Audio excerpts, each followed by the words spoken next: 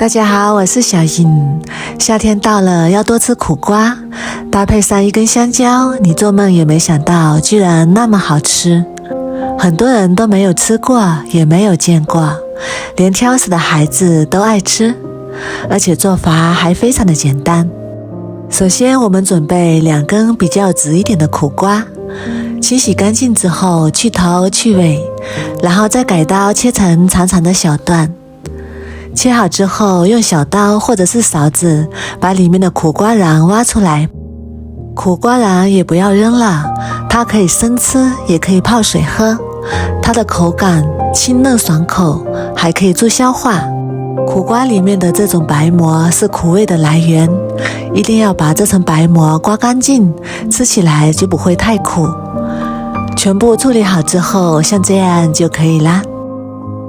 然后提前把锅中水烧开，加入1勺白糖，再加入1小勺食用油，然后再把苦瓜倒进来，焯一下水。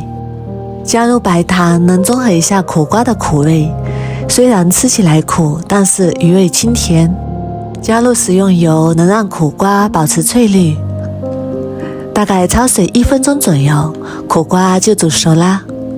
然后把它控水捞出来。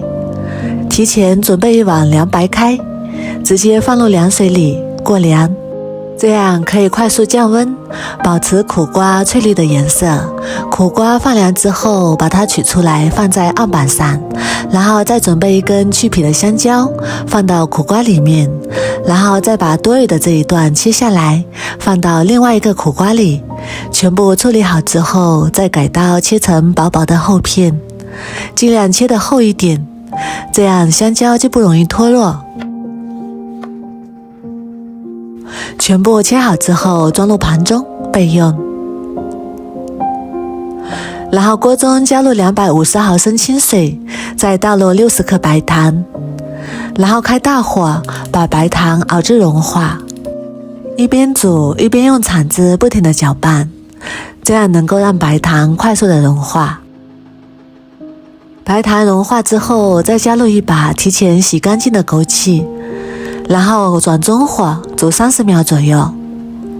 30秒之后，再加入1碗水淀粉勾芡，然后开大火把汤汁煮开，用铲子不停地搅拌，把汤汁熬至粘稠，像这样非常粘稠的状态就可以啦。